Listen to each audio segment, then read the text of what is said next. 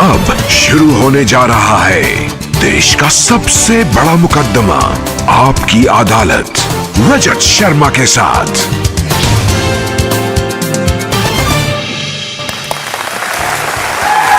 नमस्कार, thank you, thank you, thank you, thank you so much, thank you, thank you, thank you, thank you. मुझे मालूम है बहुत दिन के बाद हम मिल रहे हैं, बहुत दिन से आपने आपकी अदालत के फ्रेश एपिसोड्स नहीं देखे हैं, तो आज एक इतिहास रचा जाएगा और मैं खुश हूं आप सब इस नए इतिहास के गवाह होंगे। और आज आपकी अदालत में एक ऐसी शख्सियत को पेश कर रहे हैं जिसके बारे में दुनिया का हर आदमी जानना चाहता है। एक ऐसा शख्स जो दुनिया में तीसरे नंबर का अमीर बन गया, एक ऐसा शख्स जो कभी अपने बारे में बात नहीं करता। इसीलिए आज इतिहास बनेगा, पहली बार ये जनता के सामने आएंगे, आपके सवालों के जवाब देंगे। प्लीज वेलकम भारत के उद्योगपति Gautam Adani.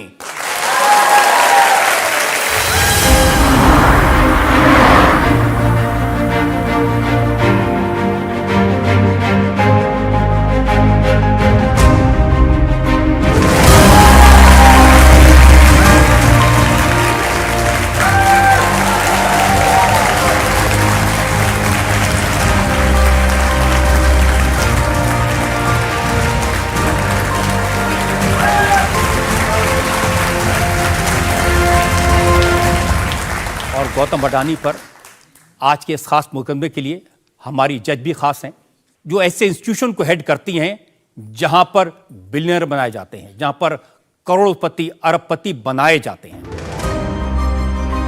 World famous Shriram College of Commerce की प्रिंसिपल डॉक्टर सिमरत कौर,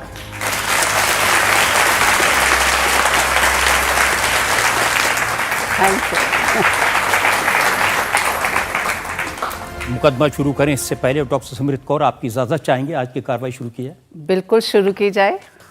तो इससे पहले कि मैं गौतम भाई आप पर इल्जाम लगाऊं, आपसे सवाल पूछूं, मैं जनता को बताना चाहता हूं गौतम अडानी के बारे में।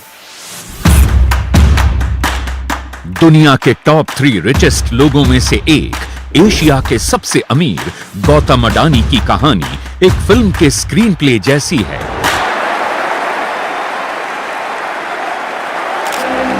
एक साधारण चौल से अपनी लाइफ को शुरू करने वाले गौतम अडानी ने वेल्थ के मामले में बिल गेट्स और वॉरेन बफेट को पीछे छोड़ दिया है। गौतम अडानी दुनिया के बिजिएस्ट डील मेकर हैं। इस साल वर्ल्ड में सबसे ज्यादा वेल्थ इन्होंने कमाई। गौतम अडानी ने एक साधारण डायमंड ट्रेडर के तौर पर कारोबार शुरू किया था। आज ports, mines, power, solar power, green energy, cement, housing से लेकर पेट्रोकेमिकल्स, शायद ही कोई ऐसा सेक्टर हो जहां गौतम अडानी ने अपनी सफलता का झंडा न गाड़ा हो। अपनी मेहनत और लगन के बल पर Gautam Adani king of infrastructure बन गए। गौतम अडानी साधारण परिवार में जन्मे एक स्मॉल टाउन प्रोडक्ट हैं, पर आज दुनिया के बड़े बड़े मुल्कों के प्रेसिडेंट और प्राइम मिनिस्टर उन्हें उद्योग लगाने के लिए इनवाइट करते हैं। पर गौतम अडानी के लिए उनका अपना परिवार ही उनकी दुनिया है, जहां सब मिलकर रहते और काम करते हैं। गौतम अडानी एक प्राइवेट पर्सन हैं, पब्लिसिटी से दूर रहते हैं। आज जिंदगी में पहली बार गौतम अडानी जनता के सामने जनता के सवालों के जवाब देंगे आपकी अदालत में।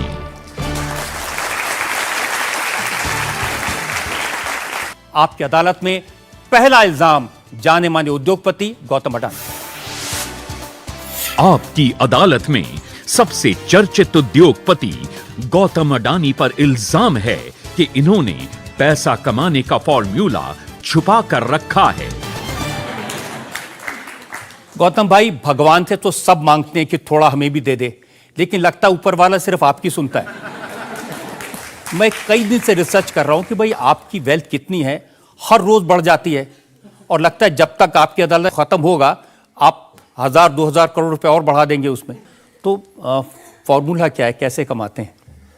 रजत भाई, पहले तो मैं आपका और आपके दर्शकों का, आपकी अदालत में आपने मौका दिया तो मैं उसका शुक्रगुजार हूँ।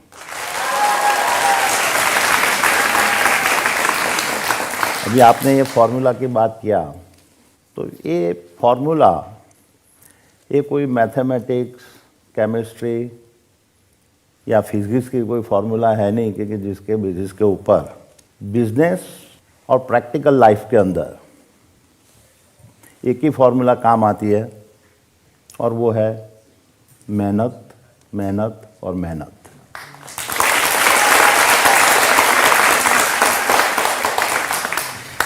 और मैं देखता हूँ कि मेरे में मेरी फैमिली का सपोर्ट, मेरे सीनियर लोगों का सपोर्ट, मेरी टीम का सपोर्ट, और सबसे ऊपर भगवान का आशीर्वाद और उनकी कृपा मेरे पे रही है। मैं नियत से काम करता हूँ और मैं मानता हूँ कि यही वजह है, और उसका कोई शॉर्टकट नहीं है। ये कोई भी सक्सेसफुल आदमी होने के लिए आप नियत और मेहनत और बाकी आप ऊपर वाले के ऊपर छोड़ दो, और वही एक फॉर्मूला है। अब देखिए ऊपर वाले पर भी कितना छोड़े गौतम भाई। दिसंबर 2021 में आपकी वेल्थ थी 9,62,322 करोड़। दिसंबर 2022 में साल भर में 18,64,579 करोड़। एक साल में 9 लाख करोड़ रुपए ऊपर वाला कितना दे रहा है? से रजत भाई, मैं तो ये आंकड़े की माया जाल में नहीं पड़ता हूँ। मेरे लिए मेजर बात वो है कि मैं देश के बदलाव के लिए मैं क्या कर सकता हूँ, और ऐसे देखने जाऊँ कि आंकड़े क्यों बढ़े हैं, तो मैं देख रहा हूँ कि देश पूरा एक तरक्की के मार्ग के ऊपर जा रहा है। और मैं पूरा विश्वास के साथ कहता हूँ कि भारत की जो आज पोजीशन है और जो आने वाले 20 से 30 साल में जो पोजीशन होगी, वो उसको कोई रोक नहीं पाएगा। देखिए जो फिगर्स हैं ना, थोड़े आश्चर्य में डालने वाले हैं। आप हर रोज 1600 करोड़ रुपए कमाते हैं, हर घंटे की कमाई 67 करोड़ रुपए है। तो ये जो कमाने की आदत है बचपन से थी या जवानी में शौक आया? देखो रजत जी, मैंने आपको वही भी बोला है कि मैं आंकड़ों के पीछे और उसके पीछे मैं कभी भागा नहीं हूँ। मैं 15 साल का था, 10वीं कक्षा पास करके ऐसे फैमिली के ऐसे संजोग बने कि जो मैं पढ़ाई पूरा किए बिना, ग्रेजुएशन किए बिना मैं मुंबई के लिए निकल पड़ा। वो सफ़र 4 साल का रहा, और उसके बाद में वापस अहमदाबाद आया। बॉम्बे ने मेरे को काफ़ी चीज़ें सिखाई, हार्ड वर्क कैसे करना है सिखाया, और उसके बाद में ये मेरी बिज़नेस की जर्नी चालू हुई। मिडिल क्लास फैमिली थी, बिज़नेस की फैमिली थी, बिज़नेस में से आए थे, और एक जुस्सा था 15 साल का, 19 साल का लड़का, और उसमें मेरे फैमिली के बिजनेस के अलावा मेरे को कुछ और करने की एक अंदर से एक प्रबल इच्छा थी। मेरी फैमिली ने काफ़ी मेरे को सपोर्ट किया, और उसके बेसिस के मैं आगे निकला। मूडी बहुत कम थी, वो मूडी के अंदर मेरे को आगे चलाना था। मुश्किल काफ़ी थी, काफ़ी लोग एस्टेब्लिश थे, लेकिन मैं देखता हूँ कि मेरी ज़िंदगी में अलग अलग टाइम में कई लोगों ने मेरे को मेरी सफलता पाने के लिए मेरे को सपोर्ट किया है, और मैं आज देखता हूँ कि आज जो भी हूँ वो उसकी वजह से हूँ। पढ़ाई में आपके दोस्त मुझे बताते हैं आप काफ़ी तेज थे, लेकिन आपने बीच में पढ़ाई छोड़ दी? नहीं, मैं पढ़ाई में होशियार था। मैं इंजीनियरिंग टेक्निकल सब्जेक्ट रखा था, मैथ्स में भी अच्छा था, पर ऐसे संजोग आए कि मैंने बोला कि पढ़ाई को बाद में देखेंगे, और मैं बिज़नेस के रास्ते में चला गया। अब गौतम भाई, आपके चक्कर में बहुत सारे लोग पढ़ाई छोड़ देंगे कि पढ़ाई छोड़ने से पैसा बनता है।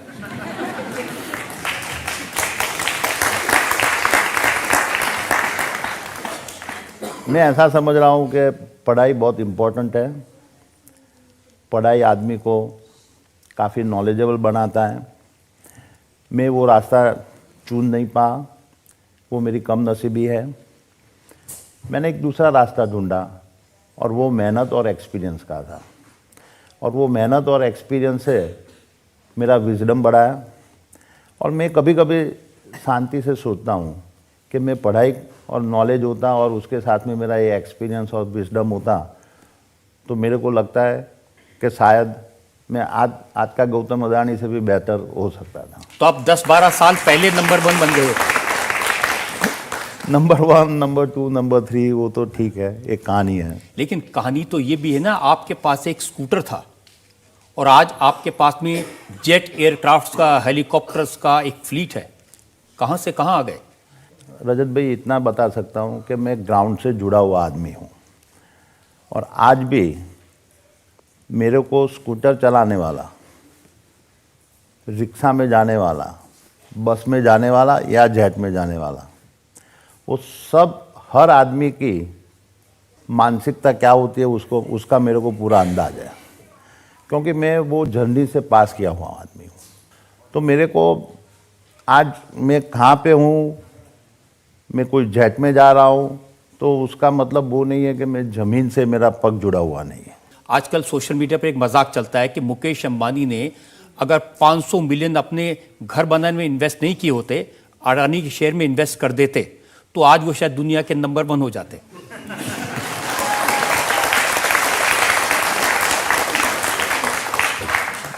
देखो, सोशल मीडिया में रजत भाई ऐसा है कि काफ़ी क्रिएटिविटी चलती है, लोगों को उसको एंटरटेनमेंट भी मिलता है। मैं उससे ज़्यादा उसमें कुछ नहीं देख रहा हूँ।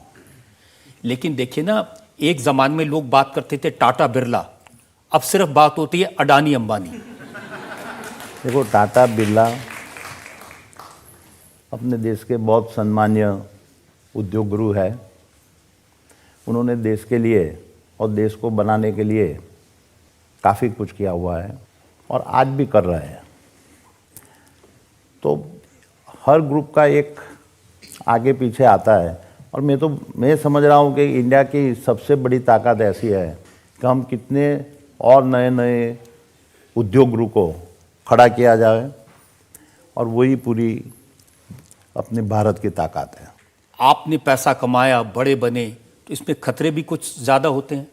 कोई भी बिजनेस कोई रिस्क फ्री नहीं होता है। आप कितना कैलकुलेटिव रिस्क लेते हो, वो रिस्क लेने की आपकी खुद की क्षमता कितनी है।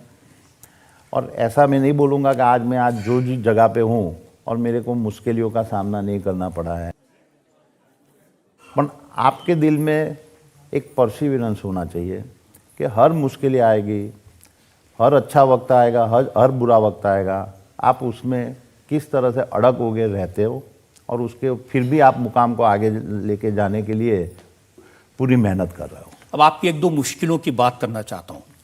एक वक्त में आपको किडनैप कर लिया था और जान पर बनाई थी।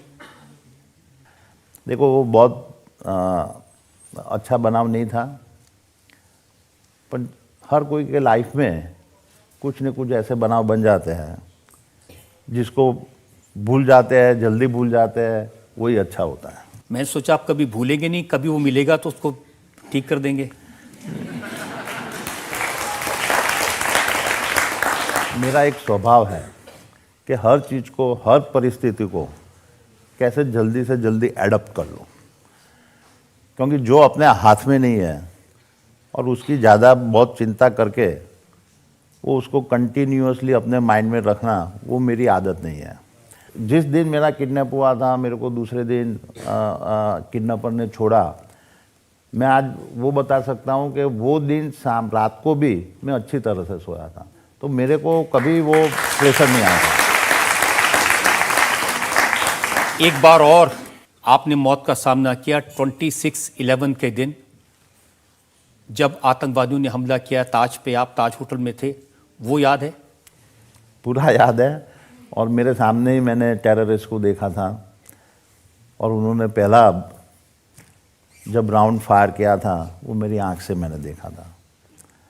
और मैं तो ये भगवान का शुक्रगुजार हूँ कि मैंने मेरी लाइफ में ऐसे 2 हिस्से देखे कि जहाँ मैंने मौत बहुत नज़दीक से देखा था। और ये भगवान का एक आशीर्वाद समझो कि जिसमें से मेरे को बाल बाल बचाया था। 26/11 की वो रात पूरे देश ने देखी थी और आज भी याद करते हैं तो सिहर जाते हैं। आपने तो बहुत करीब से देखा। नहीं, वो दिन में ताज होटल के अंदर हमारे दुबई से फ्रेंड आए थे, वो दुबई पोर्ट वर्ल्ड के CEO, उनके साथ में डिनर कर रहा था मसाला क्राफ्ट रेस्टोरेंट में। और तब ये हादसा हुआ था। 10 बजे करीब ये हादसा हुआ। उसके 5 मिनट पहले होटल का बिल भी पेड कर दिया। हम खड़े हो गए और हमारे फ्रेंड की और इच्छा डिस्कशन करनी थी तो वापस कॉफ़ी पीने के लिए वापस बैठे और वही टाइम पे ये हादसा हुआ। और मैं कभी कभी सोचता हूँ कि समझो बिल पे करके मैं लॉबी में होता तो शायद मैं वहाँ पे फंस जाता। और वहाँ बैठ गए तो हम रेस्टोरेंट के अंदर थे। और मैं आज बोल सकता हूँ कि जो ताज ग्रुप के हर कर्मचारी ने, इवन वेटर, और जिस तरह से उन्होंने काम किया था, ऐसा डेडिकेशन बहुत कम ऑर्गेनाइजेशन में दिखा है। छूटे कैसे वहाँ से? पूरी रात में वहाँ फंसा था। उस ताज होटल के कर्मचारियों ने मेरे को ऊपर के कमरे में उनके पीछे के रास्ते से किचन की साइड से ऊपर चैम्बर में लेके गए थे। पूरी रात वहाँ पे था। सुबह में करीब 7 बजे जब कमांडो आए और उनको मालूम था कि यहाँ पे काफ़ी लोग फंसे हुए हैं, तो ये कमांडो ने वहाँ से हमको पूरा प्रोटेक्शन देके होटल से बाहर निकाला था। और ऐसे दूसरे दिन सुबह में करीब 7:30-8 बजे में निकला था। गौतम भाई, ईश्वर आपको लंबी उम्र दे, जीवन में ऐसा कभी फिर देखने को नहीं मिले, ये हमारी दुआ है। लेकिन मेरे इल्ज़ाम बहुत सारे हैं आपकी अदालत में। अगला इल्ज़ाम गौतम अडानी। आपकी अदालत में सबसे बड़े उद्योगपति गौतम अडानी पर आरोप है कि ये एहसान फरामोश हैं। गौतम भाई, जब आपका नाम आता है ना तो लोग कहते हैं नाम ही काफी है, गौतम अडानी। और एक शख्स है हमारे देश में जिन्होंने पिछले 8 साल में बड़ी मेहनत से आपको लोकप्रिय बनाया है। वो हर रोज आपका नाम लेते हैं। नाम तो सुना होगा, राहुल।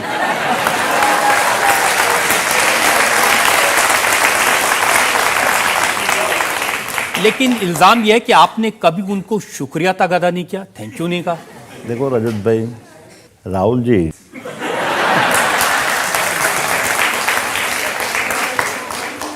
कांग्रेस पार्टी के वरिष्ठ नेता है और मेरे को लगता है कि एज अ इंडस्ट्रियलिस्ट मैं उनके बारे में कोई टिप्पणी करूं वो अच्छा नहीं है।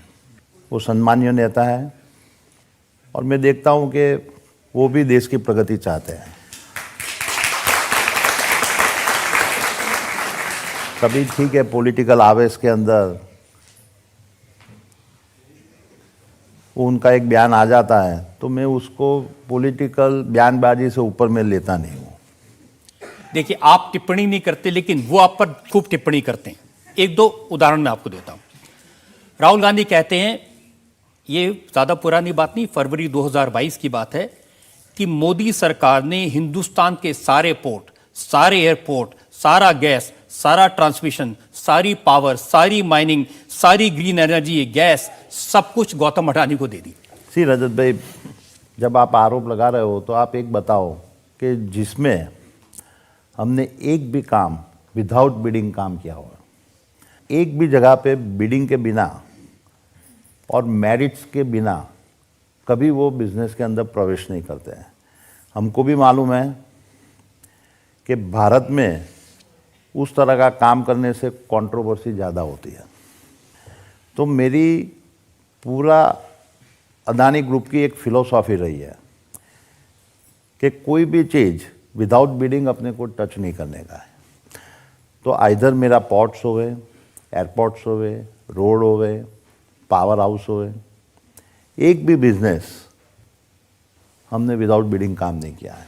ये तो बात ऐसी है कि आप परीक्षा के अंदर आप 1 नंबर पे आ गए तो बोलता है कि 1 नंबर पे आप कैसे आ गए। तो कोई कहेगा पर्चा लीक कर दिया होगा इनको। हाँ, तो वो आक्षेप होना चाहिए। आज हमारे ऊपर वो आक्षेप इवन राहुल जी ने भी नहीं डाला है कि भाई क्योंकि ये बिडिंग प्रक्रिया के अंदर के कोई गड़बड़ी है और वो गड़बड़ी की वजह से आपको ये मिला हुआ है। आक्षेप क्या है आपको बताता हूं। उनका कहना है कि ये सारा का सारा जो पैसा है जो आप इन्वेस्ट करते हैं अलग अलग इंफ्रास्ट्रक्चर के प्रोजेक्ट्स में, ये सारा का सारा बैंकों से लिया हुआ लोन है और 2 लाख करोड़ रुपए का लोन है गौतम अडानी के ऊपर, और ये सारा जनता का पैसा है जिससे आप माल बनाते हैं। ये रजत भाई, आपने ये अच्छा प्रश्न पूछा है। मैं आपको बताऊं कि इंफ्रास्ट्रक्चर आप प्रोजेक्ट बनाते हो तो कोई भी इंफ्रास्ट्रक्चर प्रोजेक्ट एक आप बैंक की डेट होता है और उसके ऊपर आप इक्विटी लगा रहे हो। 30 से 40% आपको अपना पैसा लगाना है, 60% से 70% आपको बैंक का कर्ज लेना होता है। सवाल वो है कि आप जो कर्ज लेते हो वो कर्ज में आपकी रेटिंग क्या है। आज मैं आपके माध्यम से ये बताना चाहता हूँ कि हमारे कर्ज के अंदर अदानी ग्रुप एक ही ग्रुप इंडिया में है जिसकी साख, और वो साख कोई पॉलिटिकल और कोई बैंक नहीं देती है, वो इंडिपेंडेंट रेटिंग एजेंसी उसको देती है और वो पूरा का पूरा तुम्हारा फाइनेंशियल एनालिसिस करके देती है और जिसके बेसिस के ऊपर जिसको लोन देना हो वो लोन देते हैं। और वो साख इवन इंडिया की भी होती है, जितनी इंडियन बैंक की भी होती है और उसमें हर कॉरपोरेट की भी होती है। आज ये अदानी ग्रुप के हर कंपनी जो इंडिया की खुद की रेटिंग है यानी भारत की, उसके बराबर है, which is a sovereign rating. जब भी अदानी ग्रुप को इतनी डिसिप्लिन और रेटिंग है कि आज तक मेरे 25 साल के इतिहास में हमने कभी एक दिन का कभी पेमेंट डिले हुआ है या इंटरेस्ट में कोई कटौती हुई है। और जब भी अदानी ग्रुप को जब भी पैसा चाहिए जो भी डेवलपमेंट के लिए, सब लोग देने के लिए तैयार है। राहुल गांधी कहते हैं कि ये जो कुछ मिल रहा है ना, ये मोदी जी दिलवा रहे हैं। आप देखोगे मैं 2013 के बाद में जो वो टाइम पे 80% पैसा हम इंडियन बैंकों से लेते थे, जो आज हमारा उसके ऊपर अभी आज 35% हो गया है और हमने पूरा का पूरा इंटरनेशनल मार्केट में ग्लोबल रेटिंग करके हम चले गए। तो आज ग्लोबल के अंदर कोई इंडिया की किसी की कहने से और बोलने से कोई पैसा नहीं देता है, वो तो उनका रेटिंग और उनकी गवर्नेंस के हिसाब से ही देता है। और मैं आपको बताना चाहता हूँ कि हमारे हर कंपनी की रेटिंग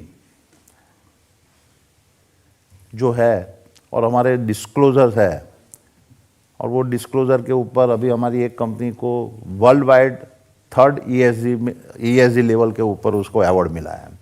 तो ये जो है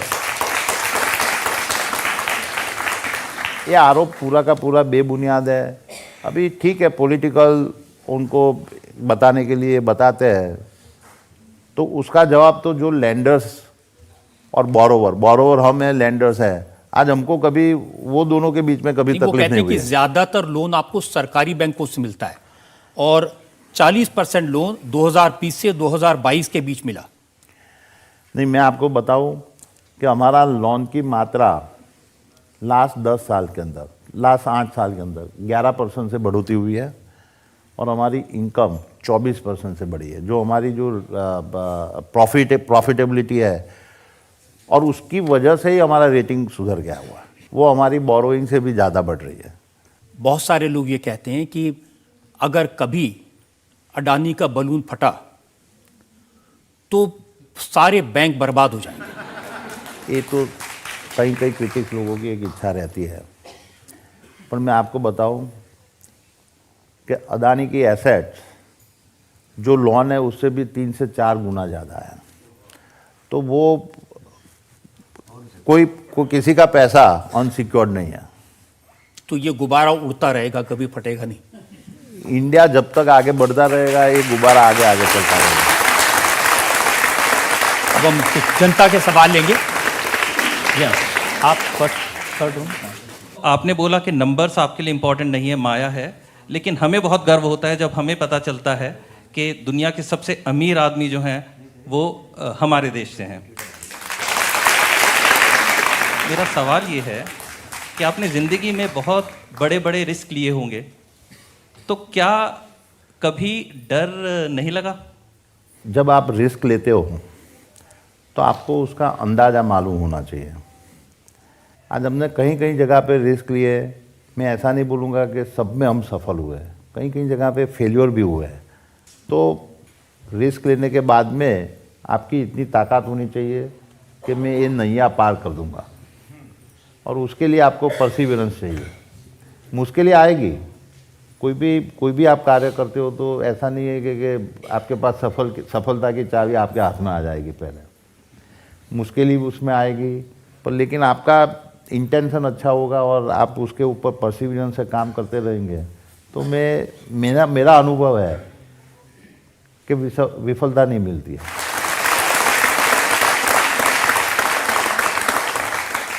राहुल गांधी एक और आरोप ये लगाते हैं कि मोदी जी इतना सपोर्ट करते हैं मुंद्रा पोर्ट ट्रस्ट से, जो आपका पोर्ट है, पहला पोर्ट जो आपने बनाया था, 2021 के सितंबर में वहां से 20,000 करोड़ रुपए की ड्रग्स पकड़ी गई, 2022 में मई में 500 करोड़ की ड्रग्स पकड़ी गई, और फिर जुलाई 2022 में 375 करोड़ की ड्रग पकड़ी गई।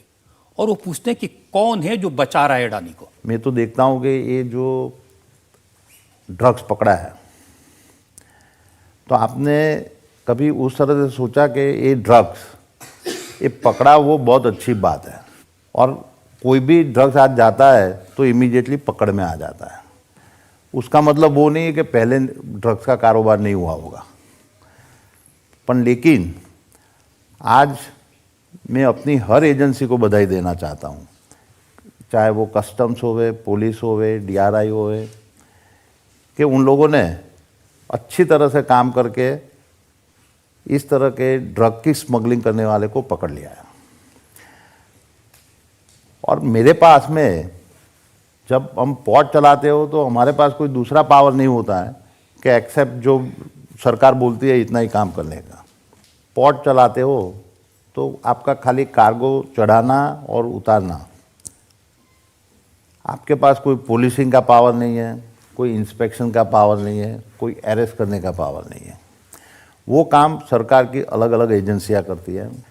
तो ये लोगों को गुमराह करने की बात है। और अच्छा, ये जो भी पकड़ा है वो सरकार के पास में पूरी की पूरी खबर आती है कि ये कौन करवाता है, कौन भिजवाता है, कैसे आता है, और सरकार ने सबको दबोच लिया है। लेकिन इल्ज़ाम राहुल गांधी, कांग्रेस पार्टी ये लगाते हैं कि बार बार ड्रग्स पकड़ा गया, लेकिन सरकार ने, सरकारी एजेंसियों ने अडानी से, उनके किसी आदमी से पूछताछ तक नहीं की। नहीं, वो गलत है। जब कोई भी इन्वेस्टिगेशन होता है तो वो 360 डिग्री का इन्वेस्टिगेशन होता है, और उसमें तो पूछताछ तो होती है। वो ऐसा कुछ नहीं होता है कि सरकारी लेवल पे कोई पूछताछ को बाईपास करते हैं।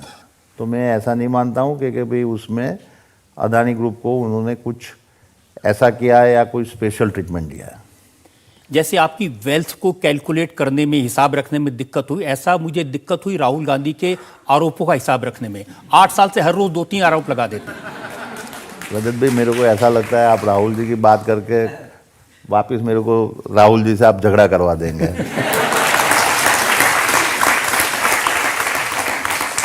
और कल और एक और स्टेटमेंट कर देंगे। तो मैं मानता हूँ कि राहुल जी एक सम्मानीय नेता है। ठीक है, उनको भी एक पॉलिटिकल पार्टी चलाते हैं, उनकी आइडियोलॉजी की लड़ाई होती है और उसमें प्रत्यक्ष आरोप होता है। तो मैं तो एक सामान्य उद्योगपति हूँ, तो मैं मेरा काम करता रहता हूँ, वो उनका पॉलिटिक्स उनके हिसाब से करते नहीं, ना तो आप सामान्य हैं ना वो सामान्य हैं।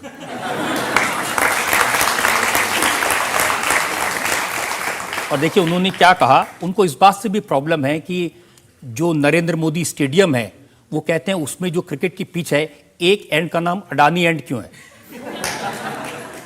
ऐसा है कि जब कोई भी स्टेडियम बनता है तो वो ऑक्शन से वो लोग स्टेडियम का कौन से स्टेडियम के, क्योंकि एक साइड पे अदानी स्टेडियम है, दूसरी साइड पे रिलायंस स्टेडियम है, तो दोनों ग्रुप ने वो पैसा दे के वो राइट्स लिया है, तो उसमें कोई गलत क्या है वो मेरे को मालूम नहीं है। आप कभी राहुल गांधी के बारे में ज़्यादा बोलते नहीं, आज जनता भी सामने है, पब्लिक सामने है, मौका है, कुछ कहना चाहते हैं कह दीजिए।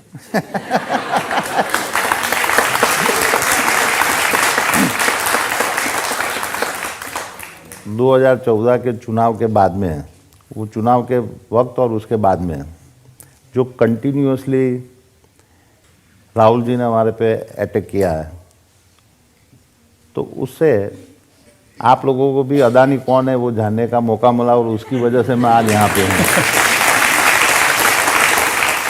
आपकी अदालत में अगला हिस्सा। आपकी अदालत में सबसे चर्चित उद्योगपति गौतम अडानी पर इल्जाम है कि ये छुपे रुस्तम हैं। गौतम भाई, इतनी देर से मैं आपसे राहुल गांधी के बारे में पूछ रहा था, लेकिन आप हैं छुपे रुस्तम। राहुल गांधी अपनी भारत जोड़ो यात्रा के दौरान आरबीआई के फॉर्मर गवर्नर रघुराम राजन से बात कर रहे थे और उन्होंने कहा कि मैंने पार्लियामेंट के एक चौकीदार से बात की। ये वो वाले चौकीदार नहीं, असली चौकीदार। और उस चौकीदार ने राहुल जी को यह बताया कि उसने 4 साल पहले अडानी के शेयर खरीदे थे और बहुत फायदा हुआ, वो लखपति बन गया। तो वो तो तारीफ भी कर रहे हैं आपकी। नहीं, उनको कौन से संदर्भ में वो चर्चा हो रही होगी मेरे को मालूम नहीं है, पर मेरे लिए कोई भी आम आदमी, वो छोटा निवेशक है या बड़े है, जब वो अदानी ग्रुप में इन्वेस्ट करने के बाद में जब वो पैसा कमा रहे हैं, तो उससे ज़्यादा मेरे को और क्या खुशी हो सकती है। और उसका मेरे ख्याल से राहुल जी ने तो बहुत नेचुरल वे पे बात किया होगा, और उसमें तो जो भी आउटकम आया होगा वो हमारे फेवर के लिए था या नहीं था वो मेरे को मालूम नहीं है। भाई, फेवर के लिए तो था, क्योंकि कांग्रेस आलोचना करती है, राहुल गांधी आलोचना करते हैं, और आप राजस्थान में राहुल गांधी की पार्टी की सरकार में अशोक गहलोत के लिए 68,000 करोड़ रुपए इन्वेस्ट कर देते हैं। राजस्थान में जो पोटेंशियल है, और नॉट राजस्थान, जो स्टेट के अंदर जो पोटेंशियल है, वो उसके लिए अदानी ग्रुप डेवलपमेंट के लिए कमिटेड है। और आपने देखा होगा कि थोड़ी मीडिया भी कंट्रोवर्सी खड़ा करने चाहती है, और उसमें मैंने बाद में भी सुना कि इवन राहुल गांधी जी ने प्रेस कॉन्फ्रेंस में उन्होंने हमारा इन्वेस्टमेंट की भी सराहना किया है। तो मैं मानता हूँ कि राहुल गांधी की कोई ऐसी नीतियाँ नहीं है कि जो डेवलपमेंट के खिलाफ है। तो हमारा तो मकसद रहेगा कि हर स्टेट में जाके जहाँ जहाँ पॉसिबल है वो इतना मैक्सिमम हम इन्वेस्टमेंट करें। आप कह रहे हैं कि वो डेवलपमेंट के खिलाफ नहीं है, लेकिन कांग्रेस पार्टी का नारा है आम आदमी बेहाल, अडानी मालामाल।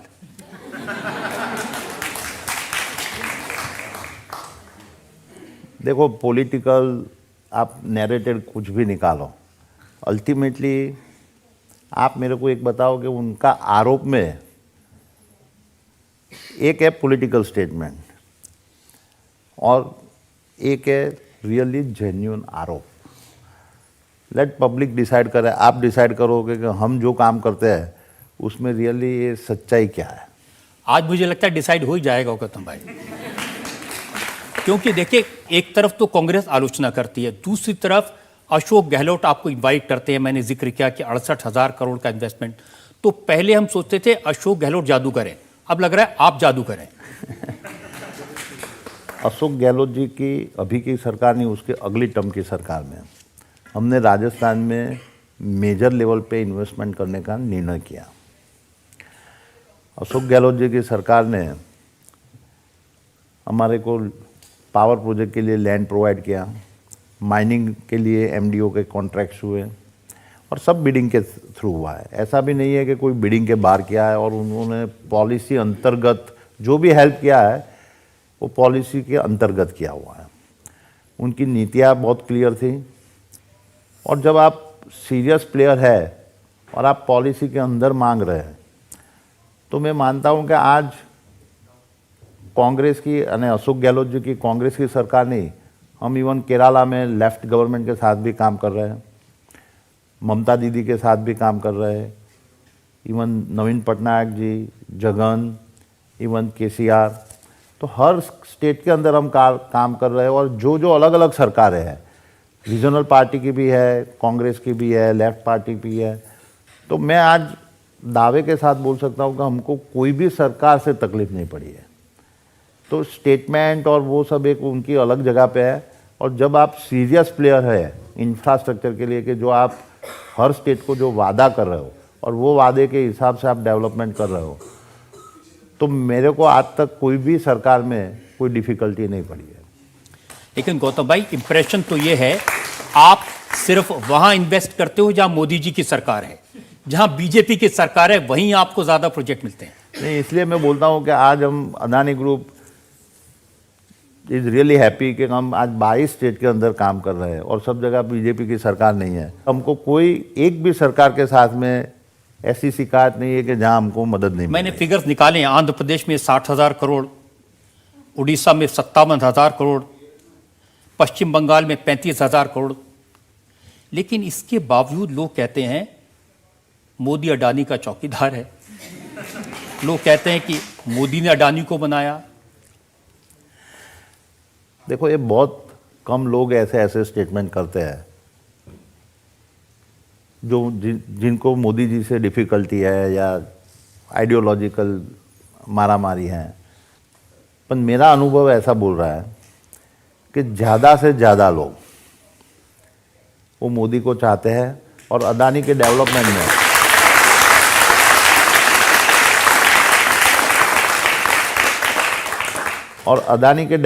के मॉडल में उनको कोई बाधा नहीं दिखाई देती है। क्या ये सच है कि पहला बड़ा इन्वेस्टमेंट आपका हुआ था जिससे आप बड़े बने, मुद्रा का पोर्ट, उसके लिए नरेंद्र मोदी ने आपको 1 रुपए पर स्क्वायर फीट जमीन दी थी? 1 रुपये में जो जमीन दे दिया है, तो मैं आपको रजत जी वो बताना चाहता हूँ कि वो जमीन थी ही नहीं। जब दरिया का पानी, सी का वाटर जब हाई टाइड आता है तो वो ज़मीन उसके नीचे चली जाती थी, और हमने 10-10 फीट 3-4 मीटर का उसके ऊपर रिक्लेमेशन किया है। और रिक्लेमेशन के कॉस्ट ज़मीन के कॉस्ट से बहुत ज़्यादा होती है।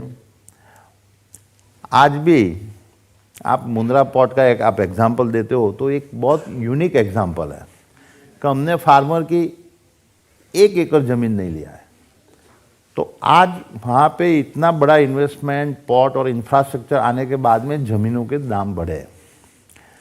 तो आज ये आरोप लगाना कि ज़मीन के दाम जब हमको दिया था, जब डेवलप नहीं था, और आज के दाम के साथ में आप एक आरोप लगाना, वो मेरे को लगता है कि वो फेयर नहीं है। आपके दोस्त कहते हैं कि जब वो ज़मीन डेवलप हो रही थी तो सुबह 4 बजे उठ के आप एक गाड़ी में बैठ के धक्के खाते हुए वहाँ जाते थे रोज़। रजत भाई, ऐसा है कि आप मेहनत और लगाव से काम नहीं करेंगे तो इंफ्रास्ट्रक्चर प्रोजेक्ट ऐसे खड़ा नहीं होता है, और उसके लिए आपको जी जान, और ये अकेला मैं नहीं, मेरे इतने सहकर्मचारी मेरे साथ तालमेल लगा के काम किए थे, तब ये मुंद्रा पोर्ट आज खड़ा हुआ है। और मेरे को आज इसलिए खुशी है, हमने इस तरह से डेवलप किया है कि वो 10 साल में भारत का सबसे बड़ा पोर्ट हुआ है, और जहाँ पे सरकार ने 1 पैसा निवेश नहीं किया है। इवन रोड हमने पूरा कनेक्टिंग बनाया, 100 किलोमीटर की प्राइवेट रेलवे लाइन हमने बनाया, वहाँ एयरपोर्ट बनाया। सरकार ने खाली ज़मीन दिया, डेवलपमेंट राइट्स दिया, बाकी कुछ नहीं दिया। एक ही है कि जब हमको कोई परमिशन की ज़रूरत थी, तब गुजरात की जो भी सरकार की गवर्नमेंट थी, हमको पूरी मदद किया है। अब देखिए, जो भी सरकार थी उसने आपको मदद किया, इसीलिए लोग कहते हैं ना कि गुजरात में चिमन भाई केशु भाई, नरेंद्र भाई, सबके भाई गौतम भाई।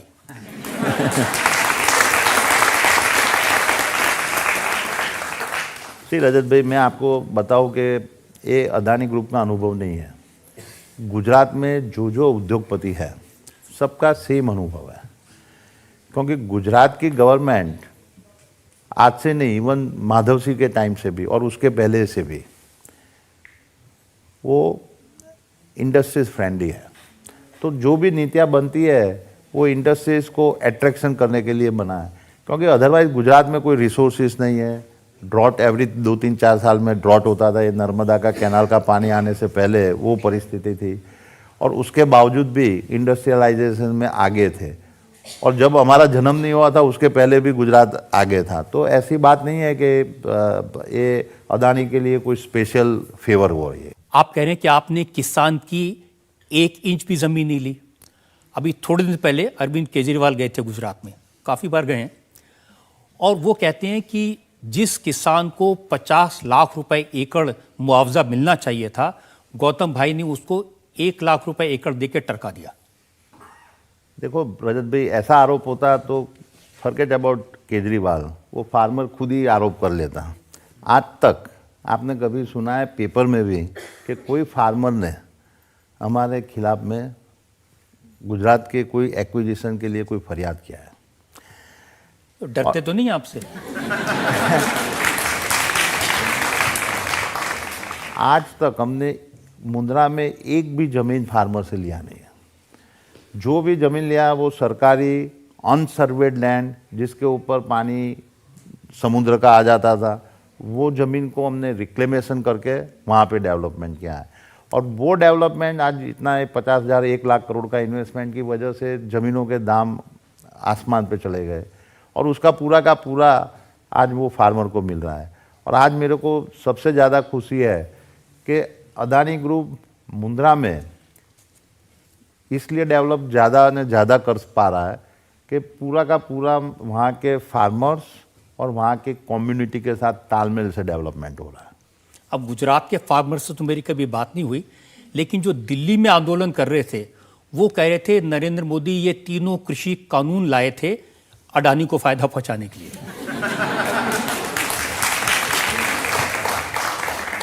जी रजत भाई, ऐसे देखने जाओ तो हम लोगों का कृषि में बहुत लिमिटेड एक्सपोजर है।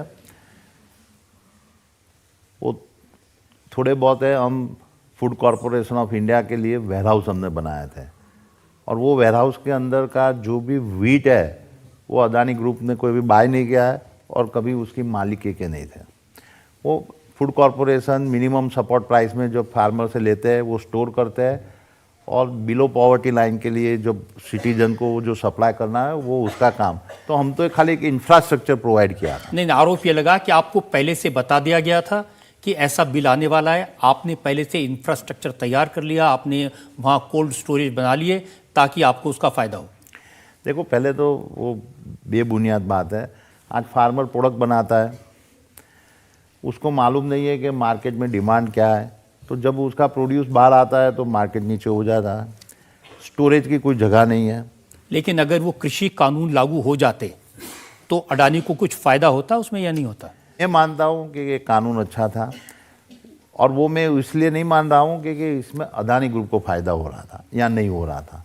मैं जेन्युइनली एज अ सिटीजन, क्योंकि मैं पहले भारत का एक नागरिक समझ रहा हूँ, फिर उसके बाद अदानी ग्रुप साम्राज्य की बात आती है, तो मैं मानता हूँ कि वो कानून अच्छा था। कि कम नसीबी है कि उसको पॉलिटिकल टर्न करके इसको खारिज कर दिया गया, क्योंकि देश आज मैं देख रहा हूँ कि आज अपना 40 से 50% आबादी डायरेक्टली और इनडायरेक्टली एग्रीकल्चर के ऊपर आधारित है, और अपने देश की इतनी ताकत है कि अपने भारतवर्ष को नहीं, भारत देश को नहीं, पूरे वर्ल्ड को वो फूड सप्लाई कर सके, इतनी ताकत है। और वो ताकत लेने के लिए आपको मेजर प्रॉब्लम है, इंफ्रास्ट्रक्चर की कमी है। लोगों को रेल से सामान नहीं पहुंच रहा है, कोल्ड स्टोरेज नहीं है, वेयरहाउसिंग नहीं है। तो एक साइड पे उपभोक्ता है, उनको अच्छी चीज़ें नहीं मिल रही है, और दूसरी साइड से फार्मर को आमदनी नहीं मिल रही। अदानी शायद ऐसे कानून आते तो फर्दर कितना इन्वेस्टमेंट कर सकते थे इंफ्रास्ट्रक्चर में जिसमें फार्मर्स को फ़ायदा होता है। आज मैं आपको बताता हूँ कि आज हम पोर्ट बना रहे हैं, एयरपोर्ट बना रहे हैं, रोड और सड़कें बन रहा है, पावर हाउस बन रहे हैं। तो ये अदानी फैमिली या अदानी ग्रुप के लिए बिजली और पोर्ट सप्लाई करने के लिए नहीं है, ये देश की जनता के लिए है। आज देश की जनता ने उसका देखा है। मैंने देखा है कि 15 साल पहले बिजली की हालत क्या थी। आपके इवन नोएडा में भी आपको बिजली चली जाती थी और आज आपको अनइंटरप्टेड मिल रही है। आज एयरपोर्ट पे ये इतनी सुविधाएं खड़ी हुई है, रोड ऐसे अच्छे बने हैं। तो मैं मानता हूँ कि इंफ्रास्ट्रक्चर ही एक है देश की तरक्की करता है और ये जितने अपने नवयुवान साथी लोग हैं आज उसका एस्पिरेशन बढ़ रहा है, इतनी आपकी जॉब क्रिएट हो रही है। तो ये देश को आगे ले जाने के लिए इंफ्रास्ट्रक्चर का ज़्यादा ने ज़्यादा बढ़ावा हुए, उसके अलावा कोई दूसरा रास्ता नहीं है। तो आपने तो काफ़ी किया, आपने इंफ्रास्ट्रक्चर बना दिया, एयरपोर्ट, पोर्ट्स बनाए, रोजगार दिए। मोदी जी ने आपके कुछ किया या नहीं किया?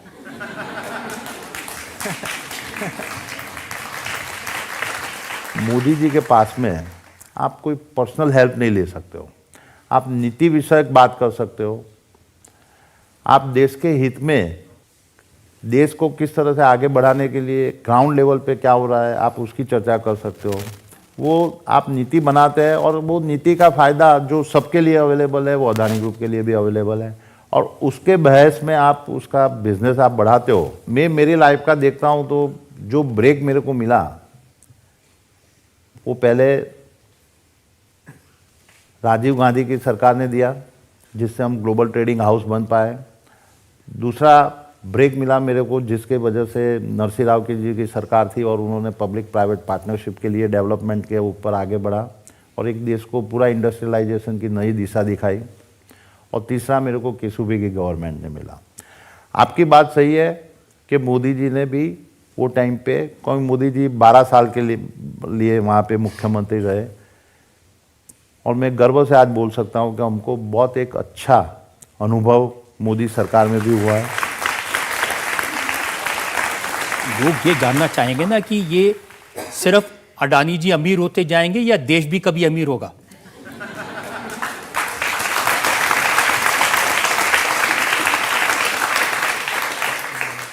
देखो देश काफ़ी तरक्की कर रहा है।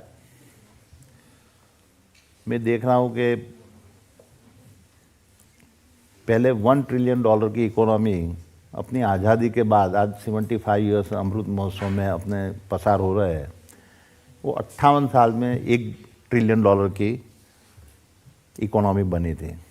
उसके बाद 12 साल लगे दूसरी ट्रिलियन इकोनॉमी बनाने में और तीसरा 5 साल के अंदर हुआ। और मैं देख रहा हूँ कि जिस तरह से अपने यूथ की एस्पिरेशनल बढ़ रही है और जिस तरह से भारत विश्व के अंदर जो पोजीशन में है, आज ये $3 ट्रिलियन की इकोनॉमी 2050 तक $30 ट्रिलियन से इकोनॉमी से भी आगे बढ़ेगी।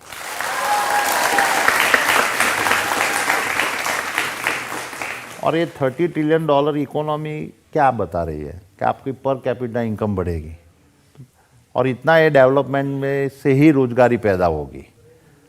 तो मेरे को लग रहा है कि भारत के आने वाले टाइम के अंदर और जिस तरह से गवर्नेंस और वो बढ़ रहा है उस तरह से भारत देश को कोई रोक नहीं सकता। बहुत लोग आपके जैसे गौतम अडानी बनना चाहते हैं, तो उनके लिए आपकी क्या राय है? देखो ये कंट्री बहुत अपॉर्चुनिटी थ्रू कर रहा है, आप उसको परखने की कोशिश करो और उसके ऊपर मेहनत करो और कभी शॉर्टकट में आप सक्सेसफुल हो जाएंगे उस तरह का दिमाग से हटा दो। सक्सेसफुल हर आदमी होता है, उसको टाइम लगता है, कोई जल्दी से हो जाता है, कोई थोड़ा टाइम वक्त लगता है और आप वो उसके मार्ग के ऊपर कंटिन्यूस आप चलते रहेंगे तो वो सक्सेस का आपका डोर खुलेगा। और उसमें मेरे को कोई आपके अंदर में वो उसकी रुचि होनी चाहिए। ऐसा नहीं कि मैं उसको देख लिया मैं वो बन जाऊंगा, आप उसके चक्करों में छोड़ दो। आपको जो अंदर से रुचि है जो चीज़ की, वो रुचि के ऊपर आप आगे बढ़ो। आपके जो दोस्त हैं वो आपको गौतम तूफानी कहते हैं।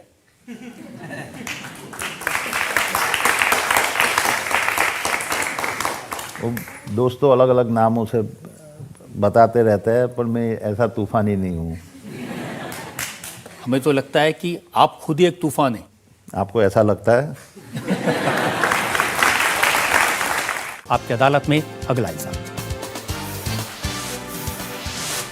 आपकी अदालत में सबसे अमीर उद्योगपति गौतम अडानी पर आरोप है कि ये सिर्फ अपने बारे में सोचते हैं। गौतम भाई, लोग कहते हैं कि इतना पैसा कमा लिया, इतनी वेल्थ कमा ली, जरा दूसरों गरीबों के बारे में भी सोच लीजिए। जी रजत भाई,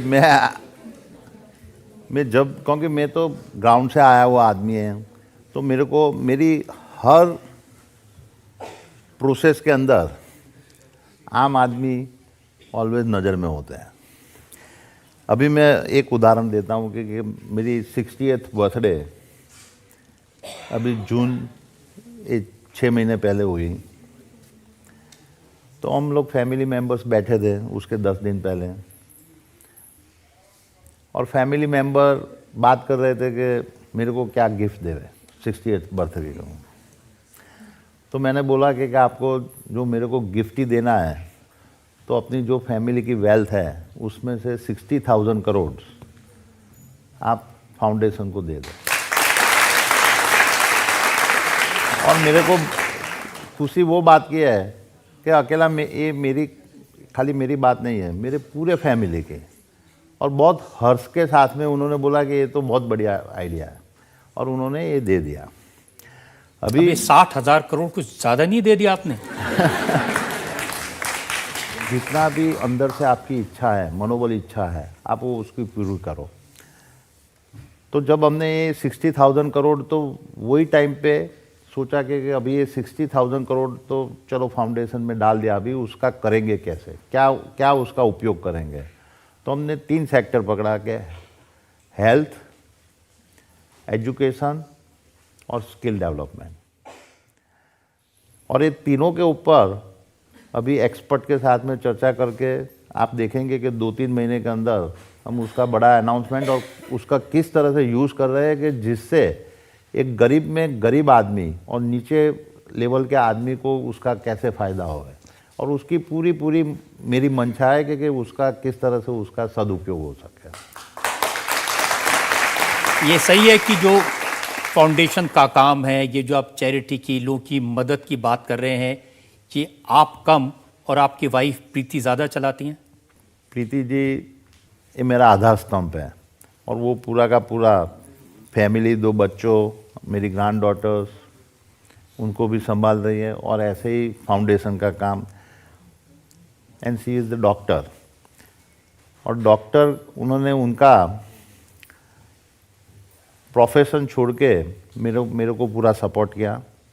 उन्होंने फैमिली को पूरा सपोर्ट किया, फैमिली को संभाला, बच्चों को ग्रो किया। और जब बच्चे थोड़े ग्रो हो गए तो उन्होंने पूरा फाउंडेशन की एक्टिविटी हैंडल किया। तो आज मेरे को अंदर से संतुष्टि है कि प्रीति ये इसके ऊपर सबसे ज़्यादा काम कर रही है। रोज़ का 7-8 घंटा वो फाउंडेशन की एक्टिविटी में बढ़ा रही है। और दूसरा क्या है कि हमारे फाउंडेशन के अंदर काफ़ी प्रोफेशनलिज्म भी हुआ है, और सब लोग प्रीति की निगरानी के अंदर काफ़ी डेवलपमेंट का काम कर रहे हैं। मैंने वो फाउंडेशन के काम देखे हैं गौतम भाई, और वाकई में अच्छा काम कर रही हैं वो। लेकिन उनके बारे में पढ़ते पढ़ते ये भी पता चला कि आपकी अरेंज मैरिज हुई थी, शादी तय हुई इससे पहले। जब आप पहली बार उनसे मिले, उसमें आप कुछ बोले ही नहीं, खामोश रहे।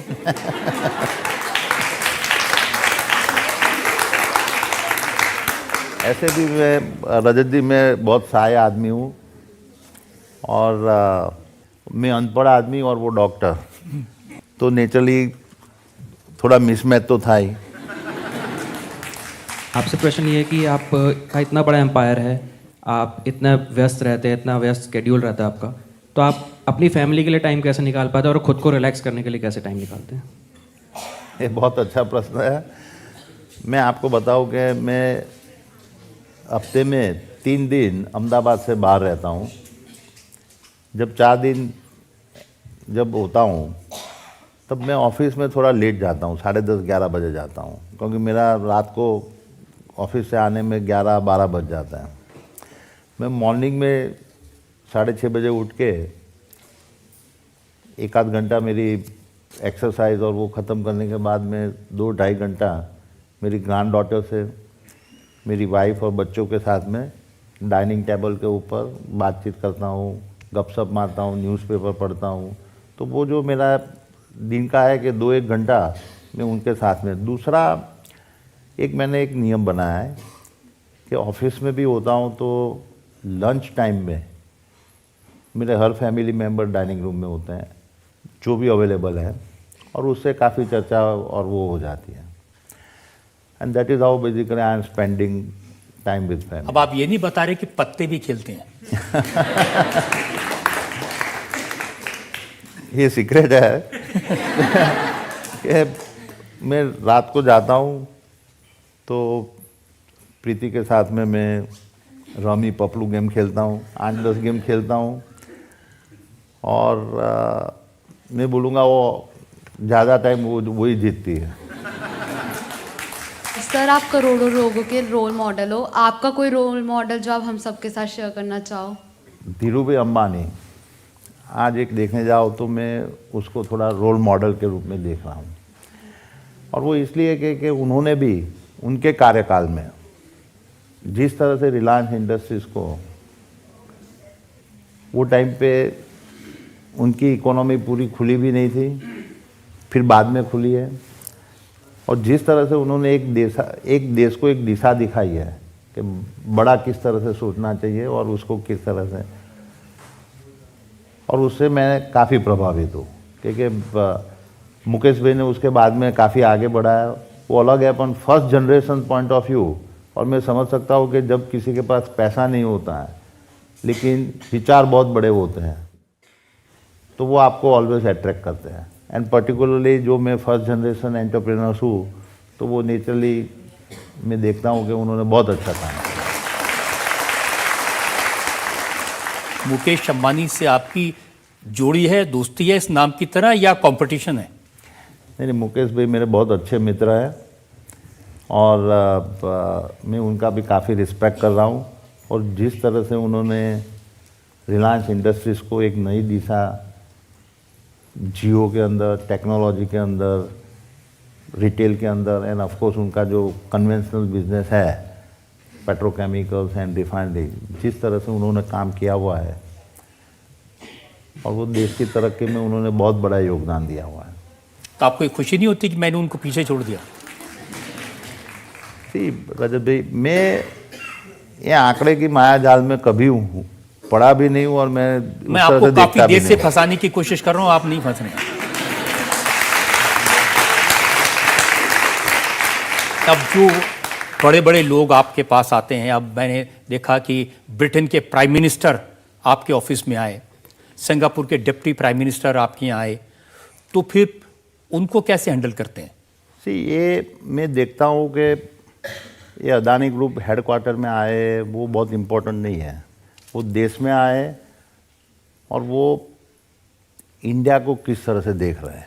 और ये मैं बदलाव मैं देख रहा हूँ कि अलग अलग प्रधानमंत्री और डिग्निटरीज जब आते हैं और वो आज इंडिया को कम्प्लीटली दूसरी तरह से देख रहे हैं, और ये सबसे बड़ा संतुष्टि है कि now they are basically looking India and Indian industrialist very seriously. वो आपको इनवाइट करते हैं अपने यहाँ बिजनेस सेटअप करने के लिए, तो वो जो देशों के हेड ऑफ स्टेट्स हैं वो क्या सोचते हैं इंडिया के बारे में, क्या सोचते हैं नरेंद्र मोदी के बारे में? मैंने एक देख रहा हूँ ये नरेंद्र भाई की खासियत, और वो था कि how to use our Indian diaspora.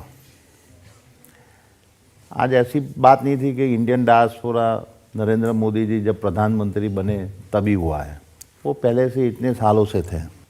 दूसरे प्रधानमंत्री के सामने उन्होंने ये देखा कि ये प्लेटफॉर्म को किस तरह से बेहतर यूज़ करें, और उसने सरकारी कोई खर्चे के बिना, आप अमेरिका जाओ या कोई भी कंट्री में जाओ, आप 50,000 पब्लिक आप इकट्ठा होती है और वो संगठित मात्रा में जब ये सिटीजन्स इकट्ठा होते हैं तो उसकी वैल्यू और उसकी रिस्पेक्ट उन्होंने कम्प्लीटली दूसरी तरह से वो बनाई है। और आज उसका फ़ायदा हर सिटीजन, जो इवन वहाँ के सिटीजन है, इंडियन ओरिजिन है, आज उनको भी मिला है। आज इंडियन को मैं देख रहा हूँ कि कम्प्लीटली डिफरेंट रिस्पेक्ट से देख रहा है। तो उसमें उनका ये योगदान जो है बहुत सराहनीय है। अब मैं ज़रा हमारी जो जज हैं, प्रिंसिपल साहिबा हैं एसआरसीसी की, अब इन्होंने इतना पैसा भी कमा लिया, बिजनेस के गुरु भी बता दिए, अब वो पढ़ाई पूरी नहीं कर सके कॉमर्स की, तो एसआरसीसी में एडमिशन मिल जाएगा इनको?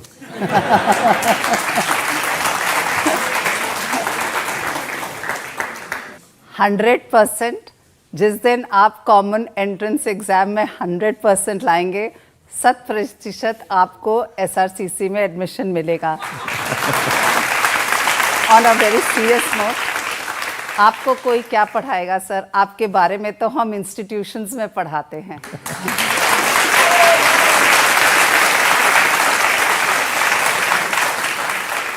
गौतम भाई, आपने सब सवालों के अच्छे जवाब दिए। आज के बाद कोई ये नहीं कह सकता कि गौतम भाई बोलते नहीं हैं। बोलते भी हैं, अच्छा बोलते हैं। आमतौर पर जो मेरे एक्यूज होते हैं उनकी मैं कम तारीफ करता हूं, लेकिन वाकई में आप एक बड़े दिल के आदमी हैं और आपने बहुत अच्छे जवाब दिए।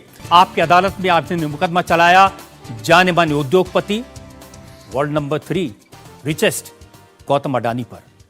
हमने गौतम अडानी से पूछा उनकी ग्रोथ के बारे में, उनसे पूछा राहुल गांधी के इल्ज़ामात के बारे में, नरेंद्र मोदी से उनकी दोस्ती के बारे में, अलग अलग सरकारों के साथ कैसे काम करते हैं, कैसे इतनी वेल्थ बनाई, उसका गुरु मंत्र भी पूछा, और देश कैसे तरक्की करेगा इसका रास्ता भी गौतम अडानी ने बताया। अब वक्त है आपकी अदालत में आज की जज एसआरसीसी की प्रिंसिपल डॉक्टर सिमरित कौर के फैसले का। सबसे पहले तो मैं बताना चाहूँगी कि रजत जी ने अदालत में आपके ऊपर बहुत गंभीर इल्ज़ामात लगाए, लेकिन आपने तर्क का सफलतापूर्वक जवाब दिया। पहला था, वो कहते हैं आप बोलते नहीं, आज बुलवाने वाला मिल गया तो आप तो बहुत बोल पड़े। दूसरा, उन्होंने कहा आप वेल्थ का फॉर्मूला छुपा के रखते हैं, सब लोग ये सोचते हैं, और मेरे ख्याल से आधे मिनट के अंदर आपने पूरा फॉर्मूला बता दिया। Hard work, hard work, hard work, support of the family and the blessings of the almighty. और फाइनली सर, 60वें साल पे आपने 60,000 करोड़ दिया। हमारे घर में जब बच्चा होता है तो हम उसका पहला बर्थडे भी मनाते हैं, महीने का, दूसरे महीने का भी मनाते हैं। आपसे दरख्वास्त है कि आप 60 ईयर्स एंड 1 मंथ का भी बर्थडे मनाएं।